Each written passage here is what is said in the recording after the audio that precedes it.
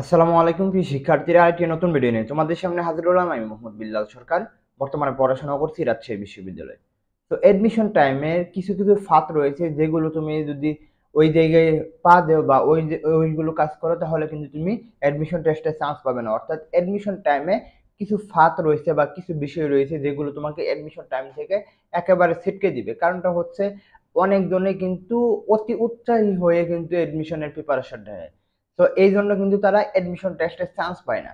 তো আজকে আমি দেখানোর চেষ্টা করব, তিনটা বিষয় দেখানোর চেষ্টা করব যে অ্যাডমিশন টাইমে এই তিনটা বিষয় যদি ফলো করতে পারো, ইনশাল্লাহ তোমার কিন্তু তুমি চান্স পেয়ে যাবে। এবং তিনটা বিষয় যদি তুমি ইগনোর করতে পারো এবং বুঝতে পারো যে আমার এখন এটা করতে হবে, যদি এটা বুঝতে পারো, ইনশাল্লাহ তুমি কিন্তু চান্স পেয়ে যাবে। তো আজকের বিষয়টা হচ্ছে অ্যাডমিশন টাইমের ফাঁকগুলো কি কি হতে পারে। এর আগে অবশ্যই বলবো, যারা নতুন অবশ্যই চ্যানেলটি সাবস্ক্রাইব করে পাশে থাকবে। সকল আপডেট গাইডলাইনমূলক ভিডিও সকল কিছু এখানে কিন্তু পাবে। প্রথম যে বিষয়টা কথা বলবো সেটা হচ্ছে সময়। তোমাদের যদি একটা কথা বলি, এই সময়টা নিয়ে যে যে তোমাদের সমস্যাটা হয়, অনেকজনে মনে করে এখনো তো 4-5 মাস রয়েছে, এখন আর প্রিপারেশন নিয়ে কি দরকার আছে, লাস্টে 2-3 মাস পড়লেও হবে আর কি। বা এখন আমার তেমন মানে আমি যেভাবে আগাবো, যে এখন কনসিস্টেন্সি ভাবে এখন 2 ঘন্টা 3 ঘন্টা পড়বো, পরে আস্তে আস্তে লাস্টে গিয়ে আমি একেবারে বই শেষ করে দেবো।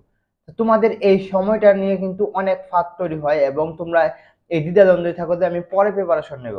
তো তোমার এই সময়টা যদি তুমি এখন কাজে না লাগাও, এই সময়টার মধ্যে যদি তুমি এই ফাঁদে পড়ে যাও, তাহলে কিন্তু তুমি এডমিশন টেস্ট থেকে একেবারে একেবারে শেষ হয়ে যাবে। অর্থাৎ আজকের কাজ আজকেই তোমাকে করতে হবে। অর্থাৎ তুমি কালকের জন্য ফেলে রাখবে, বা সামনে যখন ঢাকা বিশ্ববিদ্যালয়ের পরীক্ষা এসে পড়বে 1 মাস আগে, বা বিইউপির পরীক্ষা এসে পড়বে, তখন আমি প্রিপারেশন নিব, এরকম যদি ভাবো, আসলে এডমিশন টেস্ট থেকে তুমি এখনই ছিটকে যাচ্ছ। তো তোমাকে এই বিষয়টা কিন্তু মাথায় রেখে কাজ করতে হবে। অর্থাৎ তোমার সময়ের কাজ সময় করতে হবে, সময়ের ফাঁদে তোমাকে পা দেওয়া যাবে না। যদি তুমি সময়ের ফাঁদে পা দাও, তাহলে কিন্তু তুমি এডমিশন টাইম থেকে সত্যি বলতেছে তুমি ছিটকে যাবে। এবং আমি কিন্তু নিজের অভিজ্ঞতা থেকে বলতেছি, কারণ হচ্ছে যে আমি কিন্তু সেকেন্ড টাইম দিয়ে চান্স পেয়েছি। আমি প্রথম 2 মাস প্রিপারেশন নেই নাই। তো এই প্রিপারেশন না নেওয়ার কারণে কিন্তু আমি পরে এডমিশন টেস্টে চান্সও পাই নাই। হ্যাঁ, তো তোমার এই সময়ের কাজটা সময় করে ফেলো। 2 নম্বর যে বিষয়টার কথা বলবো সেটা হচ্ছে প্রশ্ন নিয়ে ফাঁদ।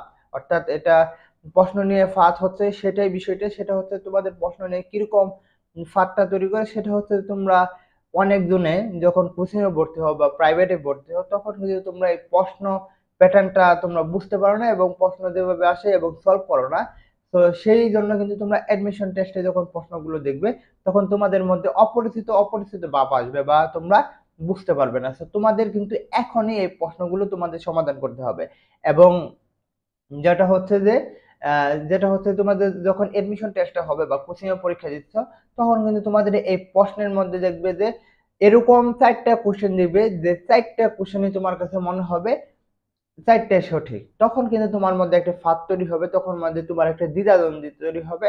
তখন কিন্তু তুমি এডমিশন টেস্টে চান্স পাবে না। অর্থাৎ কোনটা রেখে কোনটা লাগাবো, এরকম তোমার মধ্যে একটা এসে পড়বে।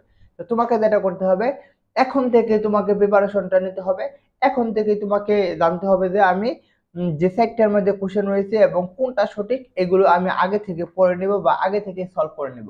Practice makes man perfect. এই জন্য বলা হয়, কি জন্য বলা হয়, অবশ্যই এটার মধ্যে কোনো কিছু অবশ্যই রয়েছে। তো তোমাদের প্রশ্ন নিয়ে যে ফাঁদ যাতে না তৈরি হয়, এর জন্য তোমাদের আগে থেকে প্রিপারেশনটা নিতে হবে এবং যত পারো প্রশ্নগুলো সলভ করো।